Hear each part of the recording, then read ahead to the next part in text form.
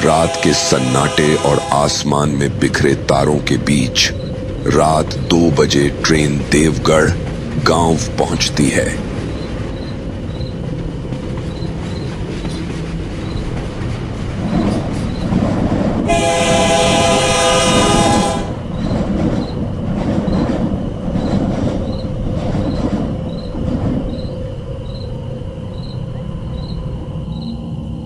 देवगढ़ जैसलमेर के पास स्थित एक छोटा सा गांव है जहां की आबादी अब नगण्य है। मतलब अब वहां बहुत ही कम लोग रहते हैं और इक्का दुक्का ट्रेनें ही वहां पहुंचती हैं, क्योंकि ना कोई अब वहां जाता है ना आता है। हाँ, कभी कभार कुछ लोग गांव देखने पहुंच जाते हैं। उड़ती रेत और तपती धूप के बावजूद यहाँ की रातें बहुत ठंडी होती हैं, क्योंकि रेत जितनी तेजी से गर्म होती है उतनी ही तेजी से ठंडी भी हो जाती है। रात के 2 बजे प्रभाकर जी उस गांव में पहुंचे थे। उन्हें पुरातत्व विभाग की ओर से उस गांव में भेजा गया था। इस गांव को भूतों का गांव भी कहा जाता था। प्रभाकर जी ने स्टेशन से बाहर निकलना उचित नहीं समझा, इसलिए वह स्टेशन पर ही रुक गए। लेकिन रात के अंधकार में वह स्टेशन भी भयावह लग रहा था।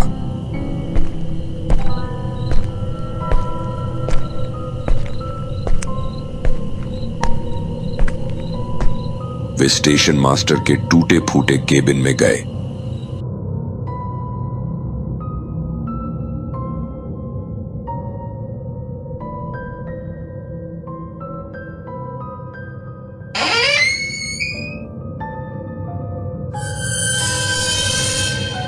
स्टेशन मास्टर उन्हें देखकर डर गया और घबराते हुए बोला, आप कौन हैं? अरे यार, डरो मत, मैं कोई भूत नहीं हूं। पुरातत्व विभाग की ओर से इस गांव में कुछ खोज करने आया हूं। रात काफी हो गई है, इसलिए मैंने यहां से बाहर जाना उचित नहीं समझा। यहां कोई वेटिंग रूम भी नहीं है, सो मैं आपके पास यहां केबिन में आ गया। क्या मैं आपके साथ यहां रात बिता सकता हूं? हाँ बिल्कुल, आप मेरे साथ यहां रात बिता सकते हैं। प्रभाकर जी ने अपना सामान नीचे रखा और टूटी कुर्सी पर बैठ गए। स्टेशन मास्टर मन ही मन सोच रहा था, कितने दिनों बाद वह किसी को आधी रात में अपने साथ यहां स्टेशन पर देख रहा है, वरना तो रात में बस यहां मेरे साथ भगवान हनुमान और यहां का वह सफाई कर्मी होते हैं। सफाई कर्मी भी भला आदमी है जो मेरी मजबूरी समझता है और रात में मेरे साथ यहां रुक जाता है। स्टेशन मास्टर का घर पास ही था, जहां उसकी पत्नी और बूढ़ी मां रहती थीं। प्रभाकर जी ने उससे पूछा, आपको यहाँ ऐसे अकेले डर नहीं लगता? वरना लोग तो यहाँ आने से भी कतराते हैं। डर तो लगता है साहब, पर पापी पेट का सवाल है। साहबकारी नौकरी है, कैसे छोड़ दूं? वैसे क्या आपने कभी कोई भूत देखा है? नहीं साहब, वैसे मैं यहाँ 3 महीने से हूँ, मैंने कभी कोई भूत नहीं देखा। मैं डर डर कर नौकरी करता हूँ और हनुमान चालीसा का पाठ करता रहता हूँ। इस गांव को भूतों का गांव क्यों कहा जाता है, क्या आप जानते हैं? साहब, ज्यादा तो नहीं जानता, लेकिन यहाँ एक कथा प्रचलित है। कहा जाता है कि देवगढ़ गांव रातों रात वीरान हो गया था। करीब 200 साल पहले यह गांव खंडहर और वीरान नहीं था। देवगढ़ रियासत के दीवान जालिम सिंह की बुरी नजर गांव के मंदिर के पुजारी की बेटी पर पड़ गई। उसने उस लड़की को अपनी जिद बना लिया। गांव की चौपाल पर ब्राह्मणों की बैठक हुई और उन्होंने रियासत छोड़ने का फैसला लिया। अगली शाम देवगढ़ वीरान हो गया और कहते हैं कि गांव छोड़ते वक्त ब्राह्मणों ने इस जगह को श्राप दिया था। तब से यह गांव रूहानी ताकतों के कब्जे में है। अच्छा, तो यह कहानी है इस गांव की? जी, मैंने यही कहानी सुनी है यहाँ के लोगों से। सुबह 6 बजे प्रभाकर जी ने मास्टर जी से विदा ली। अच्छा मास्टर जी, अब मैं चलता हूँ। पहले उस काम को निपटा लूं जिसके लिए आया हूं। आप रुकेंगे कहाँ? वहीं पुरातत्व विभाग का छोटा सा ऑफिस है, वहीं। फिर ठीक है। मैंने सोचा था अगर आपके पास कोई जगह नहीं होगी रुकने की तो आप मेरे यहाँ रुक सकते हैं। आपने ऐसा सोचा?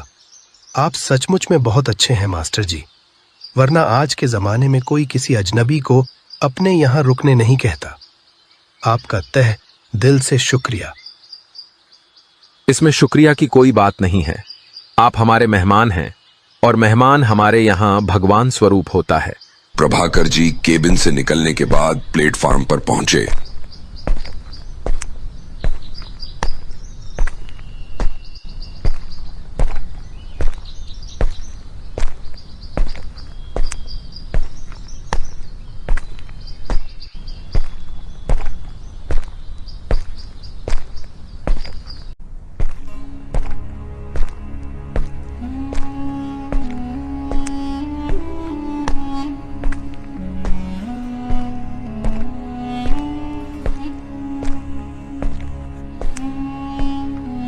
किनारे एक पीपल का पेड़ खड़ा था और उसकी छांव में एक लड़का 5 बकरियों के साथ बैठा था। उसने मैले कपड़े और केसाहबिया साफा बांध रखा था और उसकी बकरियां पीपल के पत्ते चबा रही थीं। लड़का ऊंघ रहा था और प्रभाकर जी की नजर उससे टकरा गई। प्रभाकर जी ने पूछा, ये तुम्हारी बकरियां हैं? हाँ साहब, ये हमारी बकरियां हैं। साहब, कोई गलती हो गई हमारी बकरियों से? अरे नहीं, मैंने तो यूं ही पूछ लिया था। प्रभाकर जी ने बातचीत समाप्त की और आगे बढ़ गए।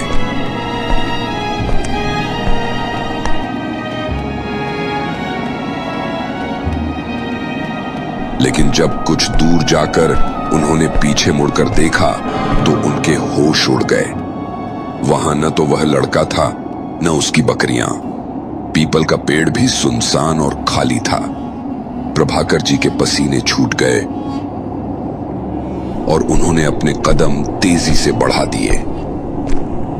उन्होंने देखा कि सड़क के दूसरी ओर एक लड़की और एक अधेड़ उम्र का आदमी खड़े थे। प्रभाकर जी ने वहां से निकल जाना ही उचित समझा और अपने ऑफिस की ओर बढ़ गए। कुछ कदम चलने के बाद जब उन्होंने फिर पीछे मुड़कर देखा तो लड़की मुस्कुरा रही थी। यह देखकर उनका डर थोड़ा कम हुआ क्योंकि लड़की की मुस्कान उन्हें प्यारी लगी। प्रभाकर जी ने सोचा कि शायद कुछ अजीब था, लेकिन उस मुस्कान ने उनका डर कुछ हद तक कम कर दिया। लेकिन जब उन्होंने कुछ कदम और चलकर फिर से पीछे मुड़कर देखा तो वहां कोई भी नहीं था। यह देखकर उनकी सिट्टी पिट्टी गुम हो गई और वह जल्दी से ऑफिस की ओर बढ़ने लगे। अब वे जोर जोर से हनुमान चालीसा का पाठ करने लगे और मन ही मन अपने अधिकारियों को कोसने लगे। सालों ने मुझे इस भूतों के गांव में भेज दिया। मैं भी ज्यादा पैसों के लालच में यहां आ गया। अब तो लगता है मैं भी भूत बनने वाला हूं।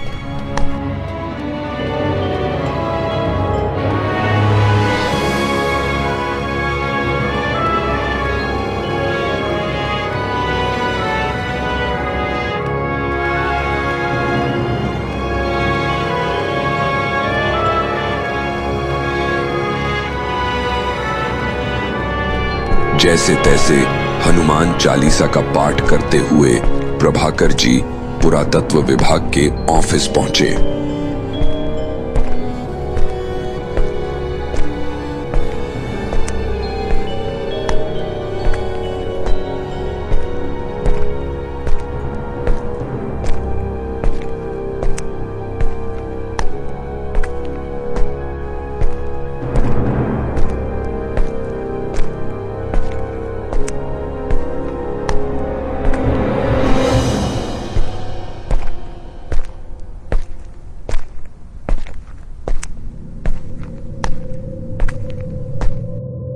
वहां उन्होंने देखा कि रुकने की कोई व्यवस्था नहीं थी। उल्टा उनके पहुंचते ही एक एड्रेस के साथ नक्शा थमा दिया गया। वहां बैठे बूढ़े आदमी ने उनसे कहा, आपको यहाँ इस जगह पर जाना है। अब प्रभाकर जी को वह बूढ़ा भी कोई भूत ही नजर आ रहा था। उनकी जान अब हलक में अटकी थी। उन्हें समझ नहीं आ रहा था कि अब क्या करें। वे यह सब सोच ही रहे थे कि एक नौजवान ने आकर उनसे कहा, मैं यहाँ का इंचार्ज हूँ, आपको मेरे साथ इस एड्रेस पर चलना है। प्रभाकर जी अब इतने डरे हुए थे कि उन्होंने उसे ऐसे देखा जैसे वह कोई भूत हो।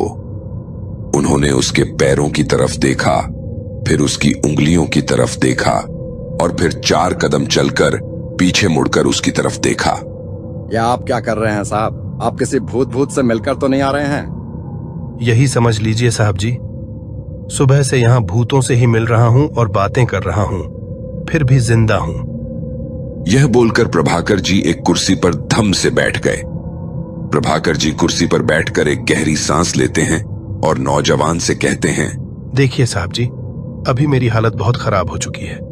स्टेशन से पैदल चलकर यहाँ आ रहा हूँ। सुबह से ना कुछ खाया है ना कुछ पिया है।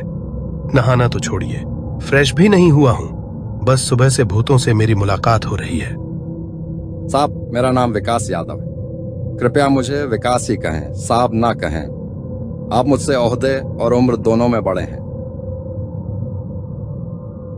और साहब, यह गांव तो सच में भूतों का बसेरा है। इसी डर के मारे कोई इधर आने की हिम्मत नहीं करता। आप कैसे आ गए यहाँ, यह तो समझ से परे है। और देखिए, सही सलामत ऑफिस भी पहुंच गए। मैं तो यहाँ का स्थायी बाशिंदा हूँ। इन भूतों से बचने के लिए मैंने कमर पर कई ताबीज और धागे बांध रखे हैं। लेकिन यहाँ के भूतों की खास बात यह है कि ये सिर्फ बाहर से आने वालों को ही नजर आते हैं। गांव के लोगों को तो ना ये दिखते हैं, ना तंग करते हैं और ना ही कोई नुकसान पहुंचाते हैं। प्रभाकर जी ये सुनकर और भी भयभीत हो गए। उन्होंने विकास से कहा, अब मैं आज रात की ही गाड़ी से वापस चला जाऊंगा। मुझे यहाँ नहीं रुकना। नौकरी जाए तो जाए, जिंदा रहूंगा तो 1000 नौकरियां मिल जाएंगी। जैसा आपको उचित लगे वैसा कीजिएगा प्रभाकर जी। लेकिन यहाँ तो गाड़ी अब कल सुबह ही आएगी। फिर मेरे साथ चलिए, नहा धोकर फ्रेश हो जाइए। खाना भी मेरे ही घर पर खा लीजिएगा, क्योंकि यहाँ ना कोई होटल है और ना धर्मशाला। और ऑफिस में जो मेहमानों के ठहरने वाला कमरा है वो भी कब का गंदा पड़ा है। कोई मेहमान तो आता नहीं यहाँ, इसलिए सब बंद और बदहाल है। ठीक है। प्रभाकर जी मन ही मन हनुमान चालीसा का पाठ करते हुए विकास के साथ उसके घर चले गए। वहां नहा धोकर फ्रेश हुए और फिर खाना खाया जो विकास की पत्नी ने बनाया था। खाना खत्म होने के बाद विकास ने कहा, साहब, आप अगर यहाँ नहीं आते तो कोई बात नहीं थी, लेकिन अब जब आ ही गए हैं तो मेरी मानिए, उस जगह को एक बार देख ही लीजिए। वहां पहले भी खुदाई में एक बावड़ी मिल चुकी है। यहाँ पर अक्सर खुदाई में कभी सिक्के, कभी मूर्तियां और कभी कंकाल निकलते रहते हैं। यहाँ के जानकार कहते हैं कि वहाँ कोई खजाना भी गड़ा हो सकता है। खजाना? हाँ साहब, खजाना। कुछ साल पहले एक जीप में कुछ लोग एक तांत्रिक को लेकर यहाँ आए थे। उन्होंने वहां रात के घनघोर अंधकार में खुदाई की थी, लेकिन गांव के भूतों के भय से वे अधिक दिन टिक नहीं पाए। उनके जाने के बाद कुछ लोगों ने वहां सोने चांदी के सिक्के पाए और यह खबर जंगल की आग की तरह फैल गई। जब यह बात सरकार के कानों तक पहुंची तो उस स्थान पर आम लोगों का जाना प्रतिबंधित कर दिया गया। अब जब गाड़ी कल सुबह ही मिलेगी तो क्यों ना आज उस जगह का मुआयना कर लिया जाए। लेकिन पहले मुझे भी कहीं से कुछ ताबीज वाबीज दिलवा दो भाई, नहीं तो यहाँ के भूत कहीं मुझे भी भूत न बना डालें। जो हुक्म सर जी। फिर वह प्रभाकर जी को गांव के एक तांत्रिक के पास ले गया। तांत्रिक ने प्रभाकर जी की कमर पर मंत्र फूंककर एक साथ 4 ताबीज बांध दिए और कहा, लो सर जी, अब कर दिया इन भूतों का जाप। अब भूत तो क्या, भूतों का बाप भी तेरा कुछ नहीं बिगाड़ सकेगा। प्रभाकर जी मुस्कुराते हुए तांत्रिक को 200 रुपए पकड़ा देते हैं और विकास के साथ उस स्थान के मुआयने के लिए निकल पड़ते हैं। तांत्रिक के यहाँ से निकलने के बाद विकास ने प्रभाकर जी से पूछा, सर 200 रुपए क्यों दिया सर जी? 50 में भी काम हो जाता। भाई, भूतों का सवाल था, वरना ये भूत तो मुझे भी भूत ही बना डालते। वैसे 200 रुपए कोई बड़ी रकम नहीं है। हाँ सर जी, सही कह रहे हो आप। लगभग आधे घंटे बाद दोनों उस जगह पहुंच गए जहां का मुआयना करने के लिए प्रभाकर जी यहां आए थे। वहां की गर्म हवा तेजी से बह रही थी और रेत के टीले सोने जैसी चमक बिखेर रहे थे। चारों ओर खड्डे ही खड्डे थे, जिनमें खेजड़ी के पेड़ किसी सिपाही की तरह खड़े थे, मानो उन खड्डों की पहरेदारी कर रहे हों।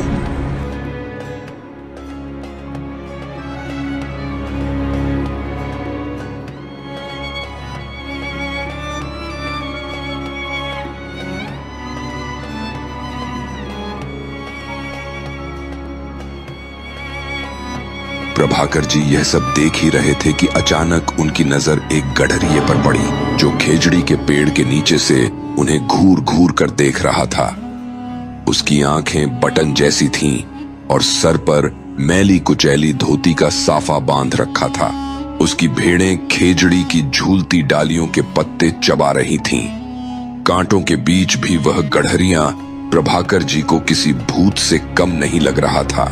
वो देखो, भूत, पक्का ये भी भूत है। ऐसे ही एक भूत से मैं पहले भी स्टेशन पर मिल चुका हूँ। आपको तो अब हर जगह भूत ही भूत नजर आ रहे हैं सर जी। ये भूत नहीं, सचमुच का गड़रिया है। यहाँ अब अक्सर ऐसे गड़रिये अपनी भेड़ें और बकरियां चराते मिल जाते हैं। तभी अचानक एक मध्यम आयु वर्ग की मध्यम कद काठी की औरत काले रंग के कपड़ों में वहां आ जाती है। यह देख प्रभाकर जी का दिल तेजी से धड़कने लगता है। उन्हें वह औरत किसी भूतनी जैसी लगती है। उसने काले रंग का घेरदार लहंगा चोली और ओढ़नी पहनी हुई थी। हाथों में चूड़ियां कोहनी तक चढ़ी हुई थीं। वह बहुत अजीब लग रही थी। तपती रेत पर मोजरी पहने हुए वह औरत तेजी से उनके पास आकर रुक जाती है। प्रभाकर जी उसे देखकर घबराहट में जल्दी से विकास के पीछे छिप जाते हैं। विकास उनकी हालत देखकर हंसते हुए कहता है, सर जी, यह भूतनी नहीं है, यह रुदाली है। किसी के यहाँ मातम से लौट रही है। रुदाली? हाँ सर जी, है रुदाली। यहाँ राजा महाराजाओं के जमाने से यह प्रथा चली आ रही है। आज भी जो लोग बहुत अमीर होते हैं वे अपनी शानो शौकत दिखाने के लिए किसी की मौत पर रोने के लिए इन रुदालियों को बुलाते हैं। यह रुदालियां गरीब और नीची जात की औरतें होती हैं। साहब, यह जमीन सरकार की है। आप दोनों यहाँ जमीन कैसे खरीद सकते हैं? 4 दिन पहले एक सज्जन यहाँ आए थे। वे इंची टेप से कुछ नाप रहे थे। 8 मिनट बाद क्या हुआ, वे भाग गए। शायद उन्होंने कोई भूत देख लिया था। क्या यहाँ कोई और भी आया था मुआयना करने? यह कहते ही वह औरत जिस तेजी से आई थी उसी तेजी से मिट्टी के ढोरों में देखते देखते गायब हो गई, मानो वह कभी वहां थी ही नहीं। अरे, कहाँ गई? अभी तो यहीं खड़ी थी। अब विकास भी भयभीत हो गया। वह धीरे धीरे डरते हुए बोला, साहब जी, वो रुदाली नहीं, लगता है कोई भूतनी थी, इसीलिए वो ऐसे गायब हो गई। वह हमें डराने के लिए रुदाली के वेश में यहाँ आई थी, लेकिन हमने ताबीज पहन रखे हैं, इसलिए गायब हो गई। यह सुनते ही प्रभाकर जी का भय और बढ़ गया। तुम्हें मरना है तो मरो भाई, मैं तो अब यहाँ एक पल भी नहीं रुकने वाला। यहाँ तो कब कौन सा भूत आ टपके कुछ पता नहीं चलता। बड़ा अजीब भूतों का गांव है यह। भाकर जी गुस्से और डर के साए में जीप में जाकर बैठ गए। विकास भी पीछे पीछे दौड़ते हुए जीप में ड्राइवर की सीट पर बैठ गया। जैसे ही विकास ने जीप स्टार्ट की, उसकी जीप के सामने एक बकरी आ गई। बकरी को देखकर विकास ने तेजी से ब्रेक लगाए, लेकिन तब तक बकरी जीप के नीचे आ चुकी थी। यह देख विकास और प्रभाकर जी दोनों ही डर गए। विकास के माथे पर पसीने की बूंदें चमकने लगीं। उसे डर था कि कहीं कोई आकर लड़ने या मुआवजा मांगने न आ जाए। वह जल्दी से जीप स्टार्ट करने की कोशिश करने लगा, लेकिन जीप स्टार्ट नहीं हुई। अब ये जीप क्यों नहीं स्टार्ट हो रही? कहीं इसमें उस बकरी की आत्मा तो नहीं घुस गई? विकास इस पर चुप रहा और जीप से उतरकर पेट्रोल चेक करने लगा। उसके मन में डर था कि कहीं कोई आकर बकरी का मालिक न बन जाए, और जो उसने सोचा था वही हुआ। बकरी का मालिक विकास के सामने प्रकट हो गया। उसका चेहरा गुस्से से लाल हो रहा था। वह अधेड़ उम्र का व्यक्ति था। मैले धोती कुर्ते में लिपटा हुआ, सर पर गंदा साफा और हाथ में मोटा डंडा लिए हुए, जिससे वह बकरियां हाँकता था। तुम लोगों ने बकरी को मार डाला। चलो, तुमने बकरी को मार डाला। 5 शेर दूध देता था। अब बताओ उसे कैसे पीसना है। अब तुम दोनों को मारी गई बकरी के पैसे निकालने हैं। इसकी यह पिद्दी सी बकरी 5 शेर दूध देती थी। सर, ये सब पैसे ठगने की तरकीबें हैं इन लोगों की। अगर तुम्हारी बकरी दूध देती थी तो उसे इतनी गर्मी में अकेला क्यों छोड़ा? और मेरे साथ चालाकी मत करो। मैं बार वाला नहीं हूं, इस गांव का हूं, समझे कि नहीं? और यह सरकारी जमीन है, 8 आने भी देना मना है। फिर बताओ, तुम्हारी बकरी को 8 आने क्यों दिए? गांव के लोगों को मुफ्त में खाने की आदत हो गई है। विकास गुस्से में बोलता जा रहा था और वह बकरी वाला गडरिया उसे मोटी मोटी आंखों से घूरे जा रहा था। तभी अचानक वहां आंधी चलने लगी, जिससे विकास की आंखों में मिट्टी चली गई। वह अपनी आंखें मसलने लगा और प्रभाकर जी भी उड़ती धूल के कारण अपनी आंखें मसलने लगे। फिर जैसे ही दोनों ने अपनी आंखें खोली तो वहां ना बकरी दिखी, ना वह बकरी का मालिक। यह देख प्रभाकर जी और विकास दोनों ही भयभीत हो गए। अगर ये जीप थोड़ी देर और स्टार्ट नहीं हुई तो हम दोनों भी यहाँ भूत बनकर बकरियां चराएंगे, समझे? जल्दी से कोई और इंतजाम करो यहाँ से निकलने का। रेत के ऊंचे ऊंचे टीले, सिर पर तपता सूरज और अब उनके पास पानी की एक बूंद भी नहीं बची थी।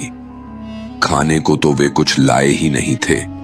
प्रभाकर जी हताश थे और विकास जीप ठीक करने में जुटा था। इंजन गर्म होकर बंद हो गया था और कोई भी जुगाड़ उसे ठंडा नहीं कर पा रहा था।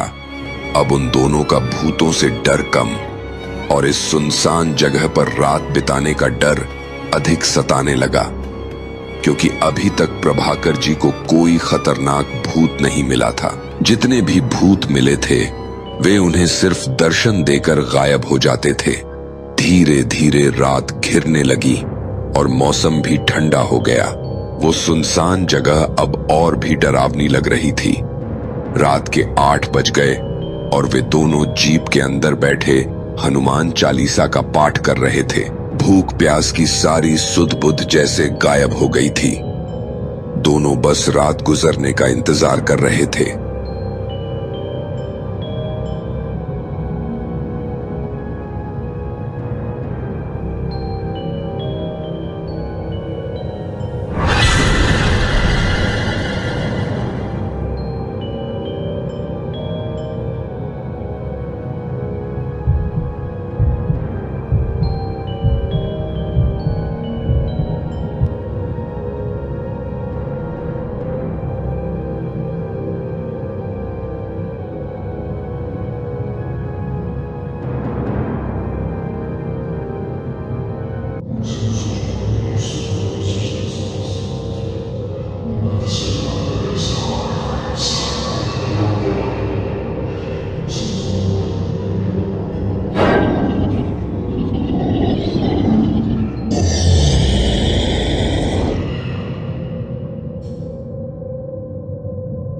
रात के 12 बजे अचानक उन्हें एक ऊंट दिखाई दिया जो उनकी तरफ बढ़ रहा था।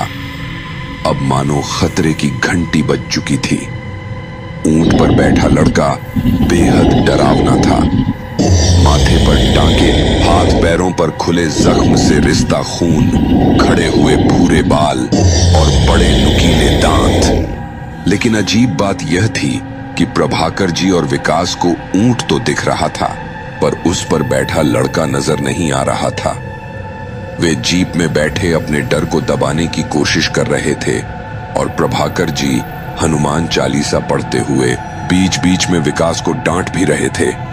तभी ऊंट ने उनकी जीप को जोरदार धक्का मारा। धक्का लगने से प्रभाकर जी और विकास जीप से लुढ़ककर बाहर गिर पड़े। जमीन पर गिरे हुए जब उन्होंने अपनी गर्दन ऊपर उठाई तो उनकी सांस हलक में अटक गई। ऊंट पर बैठे उस डरावने लड़के ने जोर से अट्टहास किया और बोला, आज मैं थारा खून पीकर अपनी तृष्णा बुझाऊं। मन बहुत जोर की तृष्णा लगी। ये कहते ही वह लड़का, जो वास्तव में एक नरभक्षी भूत था, विकास की तरफ बढ़ने लगा। वह भूत रात के अंधेरे में अपने शिकार की तलाश में निकलता था और इस समय उसका अगला शिकार विकास ही था। विकास ने उस नरभक्षी को अपनी तरफ बढ़ते देखा तो जोर जोर से हनुमान चालीसा का पाठ करने लगा, लेकिन भूत पर किसी चीज का कोई असर नहीं हो रहा था। न हनुमान चालीसा का और न ही उसकी कमर पर बंधी ताबीज का। रात के अंधेरे में उस नरभक्षी की शक्तियां इतनी प्रबल हो जाती थीं कि वह भयानक से भयानक जानवर का भी बड़े आराम से खून पी सकता था। लेकिन सूरज की किरणें निकलते ही उसकी शक्तियां खत्म हो जाती थीं और वह एक सामान्य भूत में बदल जाता था। इसलिए वह रात के अंधेरे में ही शिकार की तलाश में निकलता था। उसने विकास की गर्दन को पकड़कर ऊपर उठा लिया। जोर से हंसते हुए उसने कहा, तुझे भूतों से डर नहीं लगता? क्यों? ताबीज का गट्ठर अपनी कमर पर बांधकर इतराता फिरता है। क्यों? अब बुला अपने उस तांत्रिक को तुझे बचाने के लिए। विकास की गर्दन उस नरभक्षी की पकड़ में इतनी जोर से फंसी थी कि उसकी गर्दन एक तरफ लुढ़क गई। विकास के हाथ पांव फड़फड़ाने के बाद अचानक शांत हो गए।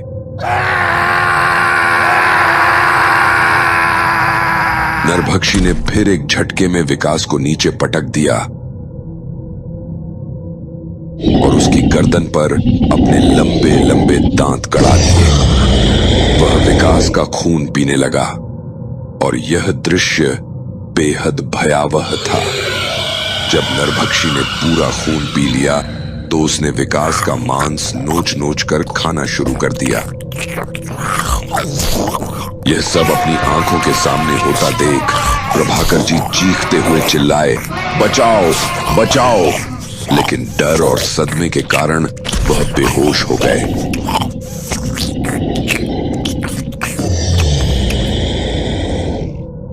सुबह के 5 बज रहे थे और बादलों के बीच से सूरज की किरणें झांकने लगीं। सूरज की किरणें पड़ते ही वह नरभक्षी भूत गायब हो गया। लेकिन प्रभाकर जी अब भी बेहोश पड़े थे। उनके पास ही रेत पर विकास के मांस के कुछ बचे खुचे टुकड़े बिखरे हुए थे, जिन पर काली चींटियां रेंग रही थीं। सारी रात बीत जाने के बाद भी जब विकास घर नहीं पहुंचा तो उसकी पत्नी चिंतित होकर पुरातत्व विभाग के ऑफिस पहुंच गई। वहां जाकर उसने पूछताछ की कि विकास अब तक घर क्यों नहीं लौटा। जब ऑफिस के कर्मचारियों को प्रभाकर जी और विकास के लापता होने की खबर मिली तो 2 स्टाफ तुरंत उस स्थान का मुआयना करने निकल पड़े जहां प्रभाकर जी और विकास गए थे। वहां पहुंचने पर दोनों ने देखा कि रेत की उद्यान ने उस इलाके को पूरी तरह धुंधला कर दिया था, जिससे कुछ भी स्पष्ट नजर नहीं आ रहा था। यही तो आए थे प्रभाकर जी और विकास, इसी जगह का मुआयना करने, पर यहां तो कोई नहीं दिख रहा है। कहीं वो कहीं और तो नहीं चले गए? कहीं किसी भूत के हत्थे तो नहीं चढ़ गए? वह दोनों एक पल के लिए डर गए और चारों तरफ नजर दौड़ ढाई, पर दूर दूर तक कोई नजर नहीं आ रहा था। तभी उनमें से एक की नजर पड़ी और उसने कहा, वो देख, वो जीप खड़ी है वहां। वे दोनों जीप के पास पहुंचे और देखा कि रेत में धंसे बेहाल अवस्था में प्रभाकर जी पड़े थे, जो कहराते हुए पानी पानी बोल रहे थे। यह देखकर वे तुरंत प्रभाकर जी को उठाकर जीप में लिटाते हैं और अपने साथ लाए पानी की बोतल से उन्हें पानी पिलाते हैं। पानी पीते ही प्रभाकर जी को जैसे ही थोड़ा होश आया, उन्होंने जोर से चीखते हुए कहा, विकास, और फिर से बेहोश हो गए। प्रभाकर जी के इस तरह चीखने से वे दोनों भी घबरा गए। तभी उनमें से एक ने मांस के टुकड़ों की ओर इशारा किया और कहा, वो देखो, मांस के टुकड़े। दूसरा भी उन टुकड़ों को देखता है और अंदाजा लगाता है कि शायद यहां रात में कोई बड़ा हादसा हुआ है। दोनों मांस के टुकड़ों को देखकर सोचने लगे, कहीं ये विकास के मांस के टुकड़े तो नहीं हैं। सुनो, यहां से जल्दी चलो प्रभाकर जी को लेकर। यह जगह मुझे ठीक नहीं लग रही। यह गांव तो वैसे भी भूतों का है और ऊपर से यहां दूर दूर तक कोई नजर नहीं आ रहा है। वे जीप वहीं छोड़कर बेहोश प्रभाकर जी को बाइक पर ऑफिस ले आए। ऑफिस में पहुंचने पर उन्होंने प्रभाकर जी पर ठंडे पानी के छींटे मारे, लेकिन प्रभाकर जी को होश नहीं आया। घबराकर उनमें से एक वैद्य को बुलाकर लाया, जो पास ही में रहते थे। वैद्य जी ने आकर प्रभाकर जी की नाड़ी देखी और कहा, कुछ खास बात नहीं है, इन्हें सदमा लगा है। 1-2 घंटे में ये खुद ही होश में आ जाएंगे। करीब 2 घंटे बाद प्रभाकर जी को होश आया और उन्होंने रात की पूरी घटना ऑफिस के सभी लोगों को सुनाई। घटना सुनाते हुए भी प्रभाकर जी कांप रहे थे और विकास की इतनी भयानक मौत सुनकर वहां मौजूद सभी लोगों की रूह तक कांप गई। विकास की मौत की खबर उसके घर पहुंचा दी गई। अब सुबह के 10 बज रहे थे और एक गाड़ी उस गांव में आने वाली थी। प्रभाकर जी अब वहां और नहीं रुकना चाहते थे, क्योंकि उन्होंने समझ लिया था कि इस गांव में रुकने का मतलब अपनी मौत को आमंत्रण देना है। ऑफिस के एक स्टाफ के साथ वे रेलवे स्टेशन पहुंचे। स्टेशन पर पहुंचते ही उनकी नजर एक गडरिये पर पड़ी जो पीपल के पेड़ के नीचे बैठा था। इस बार वह गडरिया उन्हें इतना भयावह लगा कि वह उसकी ओर देख भी नहीं पा रहे थे। ऑफिस का स्टाफ उन्हें टिकट लाकर गाड़ी में बैठा देता है और फिर कभी इस गांव की ओर मुड़कर भी नहीं देखते।